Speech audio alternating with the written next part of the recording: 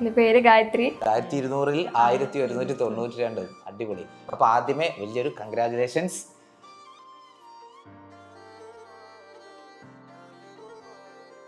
മാർക്കൊക്കെ സ്കോർ ചെയ്ത സമയത്ത് കുറേ പേർക്ക് ചോദിക്കാൻ ആഗ്രഹമുള്ള ഒരു ക്വസ്റ്റ്യൻ ആയിരിക്കും, എങ്ങനെയാണ് 3 മാർക്ക് സ്കോർ ചെയ്തത്? ഈ മാർക്ക് എന്ന് പറയുമ്പോൾ അത് ചെറിയ മാർക്കല്ല. ഇപ്പോഴത്തെ റിസൾട്ടില് കേരളത്തിലെ ടോപ്പ് സ്റ്റുഡൻസിനൊക്കെ കിട്ടുന്ന ഏറ്റവും നമ്പർ 1 സ്റ്റുഡൻസിന് കിട്ടുന്ന മാർക്കാണ്. അപ്പോൾ എങ്ങനെ ഉണ്ടായിരുന്നു ഇത്തവണത്തെ ഒരു റിസൾട്ട് കമ്പാരിസൺ വെച്ച് നോക്കുമ്പോൾ എങ്ങനെ ഉണ്ടായിരുന്നു പേരൻസിന്റെ ആ ഒരു റിയാക്ഷൻ? അച്ഛനും ഞാനും കൂടി ഇരുന്ന റിസൾട്ട് നോക്കി. അച്ഛൻ ഒരുപാട് സന്തോഷമായി, പിന്നെ അമ്മേനെ വിളിച്ചു പറഞ്ഞപ്പോൾ അമ്മയ്ക്ക് ഒരുപാട് സന്തോഷമായി. മോളെ ഈ ബാച്ചിൽ ജോയിൻ ചെയ്തിട്ടില്ല ആയിരുന്നെങ്കിൽ മോളുടെ ഈ സ്കോർ എത്ര ഉണ്ടാവും എന്നുള്ള ഒരു ചെറിയ ഒരു ഇമാജിനറി ക്വസ്റ്റ്യൻ അത്രേ ഉള്ളൂ. SSLC-യിൽ നിന്നും +1-ലേക്കും എത്തിയ സമയത്ത് ഉണ്ടായിരുന്ന ആ ഒരു ചേഞ്ച് എങ്ങനെയാണ് മോള് ആക്സെപ്റ്റ് ചെയ്തത്? അതായത് കുറച്ച് പണിയുണ്ട് എന്നുള്ള മനസ്സിലായിരുന്നു, അതെങ്ങനെയായിരുന്നു ആ ഒരു എക്സ്പീരിയൻസ്? ഇപ്പോൾ സയൻസ് എടുത്ത സമയത്ത് എനിക്ക് ഭയങ്കര ബുദ്ധിമുട്ടായിരുന്നു. ആദ്യം കരച്ചിലൊക്കെ ആയിരുന്നു, എനിക്ക് പറ്റൂല, ഹ്യൂമാനിറ്റീസോ കോമേഴ്സോ എന്താ മതി എന്നൊക്കെ പറഞ്ഞിട്ടുണ്ടായിരുന്നു. പക്ഷെ പിന്നെ അത് ഒരു ട്രാക്കിലേക്ക് വന്നപ്പോൾ അങ്ങ് ശരിയായി. Hi every one. അപ്പോൾ ഇന്ന് നമ്മുടെ മുമ്പിലുള്ളത് +2-ൽ ഇത്തവണത്തെ +2 എക്സാമിൽ 99.33% മാർക്ക് സ്കോർ ചെയ്തിട്ടുള്ള ഗായത്രി കുട്ടിയാണ്. അപ്പോൾ ആദ്യമേ വലിയൊരു കൺഗ്രാജുലേഷൻസ്. അപ്പോൾ സ്നേമിസേ, ആദ്യമായിട്ട് എന്ത് നമുക്ക് ചോദിക്കാം? ആദ്യം തന്നെ ഒന്ന് എല്ലാവർക്കും ഒന്ന് പരിചയപ്പെടാൻ ആഗ്രഹം ഉണ്ടായിരിക്കും. അപ്പോൾ ഒരു സെൽഫ് ഇൻട്രോ. എൻ്റെ പേര് ഗായത്രി. ഞാൻ കോഴിക്കോട് ഉള്ളിയേരി എന്ന് പറയുന്ന സ്ഥലത്തു നിന്നാണ് വരുന്നത്. എവിടെ പഠിച്ചത്? കോക്കല്ലൂർ ഗവൺമെൻറ് ഹയർ സെക്കൻഡറി സ്കൂളിലാണ് പഠിച്ചത്. സ്കോർ എങ്ങനെയായിരുന്നു? 1192. 1192. 1200-ൽ 1192. അടിപൊളി. അപ്പോൾ സ്വാഭാവികമായിട്ടും വരാൻ ചാൻസ് ഉള്ള ഒരു ചോദ്യം ഉണ്ടാവും, ആ 8 മാർക്ക് എവിടെ പോയി? ഇംഗ്ലീഷിലാണ്, കംപ്ലീറ്റ്ലി ഇംഗ്ലീഷിലാണ്. ബാക്കി എല്ലാ സയൻസ് സബ്ജക്റ്റ് ഒക്കെ ഫുൾ മാർക്കാണ്. പൊതുവെ മാത്സ് ഒക്കെ എത്തണം ഭയങ്കര ടഫായിരുന്നു. അപ്പൊ മോൾ എങ്ങനെയാണ് അത് ക്രാക്ക് ചെയ്തത്? മാത്സ് അത്ര ടഫല്ല, നമുക്ക് മാത്സ് വിഷയമേ അല്ല. പൊതുവെ നമ്മുടെ ഈ കൊല്ലത്തെ +2 എക്സാം എന്ന് പറയുന്നത് വളരെ ടഫായിരുന്നു. അപ്പൊ മോൾക്ക് എങ്ങനെ തോന്നിയിട്ടുണ്ടായിരുന്നത്? എനിക്ക് ബാച്ചിലെ ക്ലാസ് ഒക്കെ കണ്ടപ്പോൾ അത്ര ടഫായിട്ട് എനിക്ക് തോന്നിയിട്ടില്ല. കുറെ ഡിസ്കസ് ചെയ്ത ക്വസ്റ്റ്യൻസ് ഒക്കെ വന്നിട്ടുണ്ടായിരുന്നു. മോളതിന് മുമ്പ് ഇവിടെ വന്നിട്ടുണ്ടല്ലേ? +1-ൽ എത്രയായിരുന്നു മാർക്ക്? 517. അപ്പൊ ഇത് കമ്പയർ ചെയ്യുമ്പോൾ 517 പിന്നെ ഇമ്പ്രൂവ് ചെയ്തോ? അല്ല, ഈ 517 അതായത് 3 മാർക്ക് അവിടെയായിരുന്നു, അതും ഇംഗ്ലീഷ് തന്നെയായിരുന്നു. അപ്പൊ ഈ കഴിഞ്ഞ +1-ൽ ഒരു 3, ഇപ്പൊ ഒരു 5 മാർക്ക് അല്ലേ? സാധാരണ ലാംഗ്വേജ് സബ്ജക്റ്റില് മാർക്ക് പോവാന്ന് പറയുന്നത് നമുക്ക് ഒരു വല്ലാത്ത സങ്കടമാണ്. കാരണം സയൻസിലൊക്കെ അത്യാവശ്യം ഫുൾ മാർക്ക് കിട്ടി. ലാംഗ്വേജ് പണ്ട് മുതൽ അങ്ങനെയായിരുന്നു, ഇംഗ്ലീഷിൽ കുറച്ച് ടഫാണ് അല്ലേ? കുഴപ്പമില്ല. പിന്നെ നമുക്കറിയാം +2 എന്ന് പറയുമ്പോൾ അവിടെ നമുക്ക് ലാബിന്റെ എക്സാംസും കാര്യങ്ങളൊക്കെ ഉണ്ട്. അപ്പോൾ ഓൾറെഡി നമുക്ക് കുറേ കാര്യങ്ങൾ പഠിക്കാനുണ്ട്, അതിൻ്റെ കൂടെ ലാബ്, ഇതൊക്കെ എങ്ങനെയാണെന്ന് മാനേജ് ചെയ്തിട്ടുണ്ടായിരുന്നു? ലാബ് കുറച്ച് സ്ട്രെസ് ആയിരുന്നു ആ ഒരു സമയത്ത്. പക്ഷേ പിന്നെ ക്ലാസ് ഒക്കെ കണ്ടപ്പോൾ പിന്നെ വലിയ കുഴപ്പമില്ലാന്ന് തോന്നി. കുറെ മിസ്സായിട്ടുണ്ടായിരുന്നു എനിക്ക് ലാബൊക്കെ, കുറെ പരിപാടിക്കും കാര്യങ്ങൾക്കൊക്കെ പോയിട്ടൊക്കെ. കലാമേള, ശാസ്ത്രമേള, ജില്ല വരെ പോയിട്ടുണ്ട്. ഇതിനിടയിൽ അതും ചെയ്തിട്ട് സമ്മതിച്ചിട്ടുണ്ടായിരുന്നു അല്ലേ? അപ്പോൾ 3 മാർക്കൊക്കെ സ്കോർ ചെയ്ത സമയത്ത് കുറേ പേർക്ക് ചോദിക്കാൻ ആഗ്രഹമുള്ള ഒരു ക്വസ്റ്റ്യൻ ആയിരിക്കും, എങ്ങനെയാണ് 3 മാർക്ക് സ്കോർ ചെയ്തത്? എന്തെങ്കിലും ടൈം ടേബിളോ അല്ലെങ്കിൽ എന്തെങ്കിലും സീക്രട്ട് റിവീൽ ചെയ്യാൻ താല്പര്യമുണ്ടെങ്കിൽ? അങ്ങനെ പ്രത്യേകിച്ചൊന്നുമില്ല. ഞാൻ എക്സാം സമയത്ത് മാത്രം പഠിക്കുന്ന ഒരാളാണ്. അതിൻ്റെ മുന്നേ ക്ലാസ് ഒന്നും അങ്ങനെ കാണാൻ ഭയങ്കര മടിയാ. എക്സാം സമയത്ത് മാത്രം ഒരാഴ്ച മുന്നേ അങ്ങനെയൊക്കെയാ പഠിക്കുക. +2-ലും അങ്ങനെ തന്നെയായിരുന്നു. അതല്ല, അത് ചെറിയൊരു മിസ്ലീഡിങ് വരും കുട്ടികൾക്ക്, അങ്ങനെ ചെയ്താൽ മതി എന്നുള്ളത്. പക്ഷെ മോള് ക്ലാസ് എടുക്കുന്ന സമയത്തൊക്കെ എങ്ങനെയായിരുന്നു? അതായത് റെഗുലർ ഡേയ്സിലൊക്കെ എങ്ങനെയായിരുന്നു? സ്കൂളിൽ അങ്ങനെ ദിവസവും പോവാലൊന്നും ഇല്ലായിരുന്നു, കുറെ മിസ്സാക്കിയിട്ടുണ്ട്. ജന്മനാ നല്ല കഴിവുണ്ട് തോന്നുന്നു.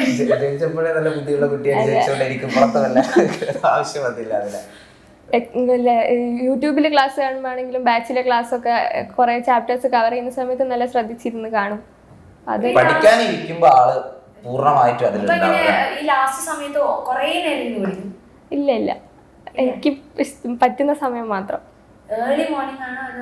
അങ്ങനെ ഇല്ല, എനിക്ക് എപ്പോഴാണോ പറ്റുന്നത് രാവിലെ നേരത്തെ എണീറ്റുകൊണ്ട് കുറെ പഠിക്കാൻ പറ്റുന്ന, അതൊന്നും അല്ല. നമുക്ക് എപ്പോഴാണോ പഠിക്കാനുള്ള ആ ഒരു ഇത് വരുന്നത് അപ്പൊ നന്നായിട്ട് പഠിക്കാന്നുള്ളതല്ലേ. അതിനു വേണ്ടി ഇപ്പൊ നമ്മുടെ +2 ടഫാന്നുള്ള കാര്യം മുന്നേ നമ്മൾ പറഞ്ഞിട്ടുണ്ടായിരുന്നല്ലോ. അപ്പൊ ഈ റിസൾട്ട് എക്സ്പെക്ട് ചെയ്തിട്ടുണ്ടായിരുന്നു എനിക്ക് ഇത്ര മാർക്ക് കിട്ടുന്നുള്ളത് മുന്നേ എക്സ്പെക്ട് ചെയ്തിട്ടുണ്ടായിരുന്നു? സയൻസ് സബ്ജക്ട്സ് ഒക്കെ അത്യാവശ്യം നല്ല പ്രതീക്ഷ ഉണ്ടായിരുന്നു, പക്ഷെ ലാംഗ്വേജ് അപ്പോഴും പ്രതീക്ഷ ഇല്ലായിരുന്നു. ഇംഗ്ലീഷിൽ പ്രതീക്ഷയിൽ കൂടുതൽ കിട്ടിയോ?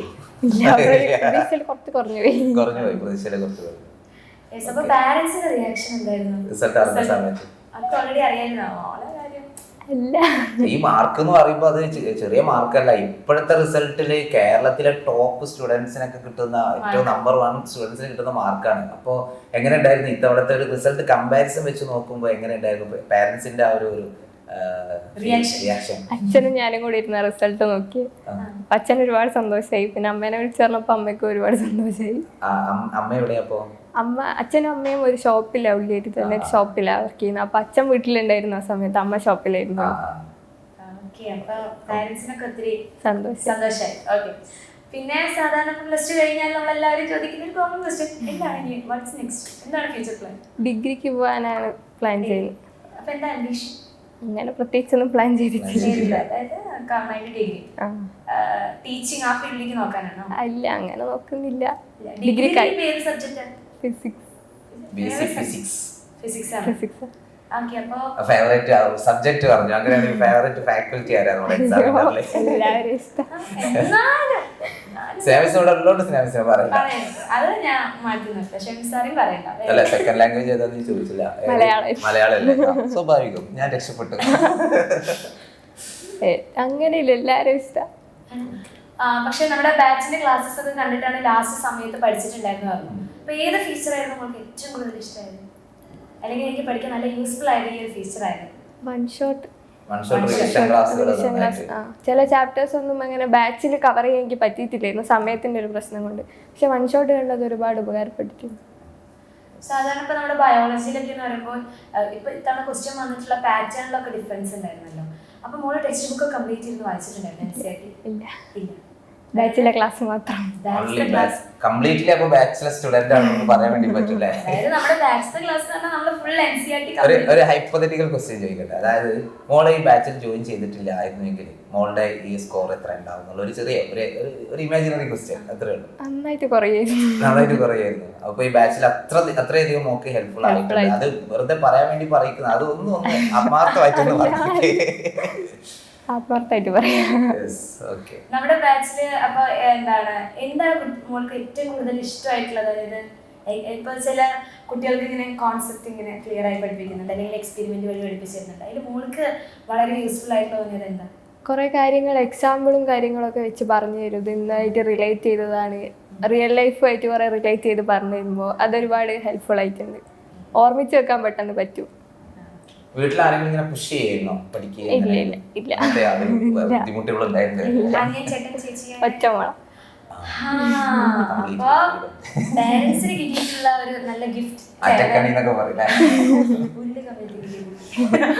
അങ്ങനെ ആരെയും പറയാറുണ്ടോ ഫംഗ്ഷനൊക്കെ പോകുന്ന സമയത്ത്?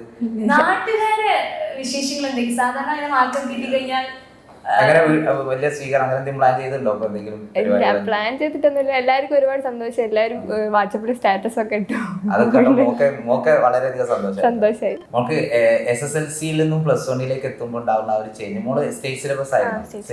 SSLCയിൽ നിന്നും +1 എത്തിയ സമയത്ത് ഉണ്ടായിരുന്ന ആ ഒരു ചേഞ്ച് എങ്ങനെയാണ് മോള് ആക്സെപ്റ്റ് ചെയ്തത്? അതായത് കുറച്ച് പണി ഉണ്ട് എന്നുള്ള മനസ്സിലായിരുന്നല്ലോ, അതെങ്ങനെയായിരുന്നു ആ ഒരു എക്സ്പീരിയൻസ്? ഞാൻ SSLC മലയാളം മീഡിയം ആയിരുന്നു.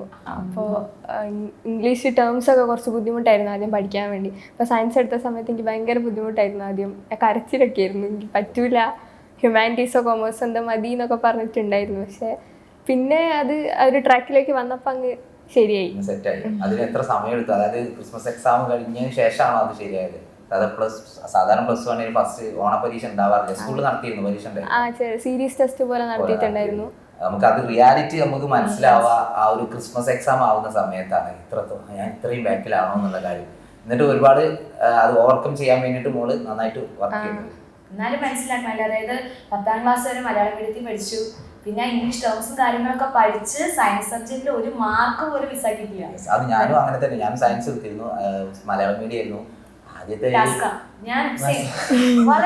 നല്ല ബുദ്ധിമുട്ടായിരുന്നു. ഇടയ്ക്കൊക്കെ ക്ലാസ്സിൽ പോകുമ്പോൾ നമുക്ക് അവിടെ നിന്ന് ഇറങ്ങി പോകാൻ തോന്നും. കാരണം നമുക്ക് ടേംസും കാര്യങ്ങളൊക്കെ പഠിച്ചെടുക്കാൻ നല്ല ബുദ്ധിമുട്ടായിരിക്കും. പിന്നെ ഫ്രണ്ട്സ് ഒക്കെ ട്യൂഷനൊക്കെ പോകുന്ന ആൾക്കാരാണ്, അപ്പൊ അവർ ഓൾറെഡി കവേർഡ് ആയിരിക്കും. ട്യൂഷന് ഇല്ല, എക്സാമിനർ മാത്രമേ ഉണ്ടായിരുന്നുള്ളൂ. SSLC-ക്ക് എങ്ങനെയായിരുന്നു? SSLC-ക്ക് ട്യൂഷൻ ഉണ്ടായിരുന്നു, പക്ഷേ മാർക്ക് എങ്ങനെയായിരുന്നു? ഫുൾ എ പ്ലസ് ഉണ്ടായിരുന്നു. അതുകൊണ്ട് ഒരു കോൺഫിഡൻസ്, ഓവർ കോൺഫിഡൻസ് ഉണ്ടായിരുന്നു. അത് SSLC സിമ്പിൾ അല്ലേ, അതുകൊണ്ട് +1 എനിക്ക് നേടിയെടുക്കാം അങ്ങനെ ഇല്ല. അത് സീനിയേഴ്സ് ഒക്കെ ഇങ്ങനെ പറയും, 10ാം ക്ലാസ് പോലെ അല്ല, +2 നല്ല ടഫാണ് അങ്ങനെ. അതുകൊണ്ട് പ്രിപ്പയർഡ് ആയിരുന്നു. ഫ്രണ്ട്സിന്റെ ഒക്കെ റിയാക്ഷൻ എന്തായിരുന്നു? അവർക്ക് ഓൾറെഡി അറിയുന്നുണ്ടായിരിക്കും. ഇല്ല, ഷെയർ ചെയ്തില്ലേ റിസൾട്ട്? ഷെയർ ചെയ്തു, എല്ലാവരും ഷെയർ ചെയ്തു. അപ്പൊ എല്ലാവർക്കും ഭയങ്കര സന്തോഷം, എല്ലാവരും ട്രീറ്റ് ഒക്കെ. ടീച്ചേഴ്സ് ഒക്കെ എന്ത് പറഞ്ഞു? എന്തായാലും സ്കൂളിൽ ഒരു അഭിമാന താരമാണല്ലോ. ടീച്ചേഴ്സ് ആരും കോണ്ടാക്ട് ചെയ്തിട്ടൊന്നുമില്ല. ഇനിയിപ്പോ അതാ ഇന്റർവ്യൂ കാണുന്നതിലൂടെ എന്തായാലും അവരെന്തായാലും കോണ്ടാക്ട് ചെയ്യും.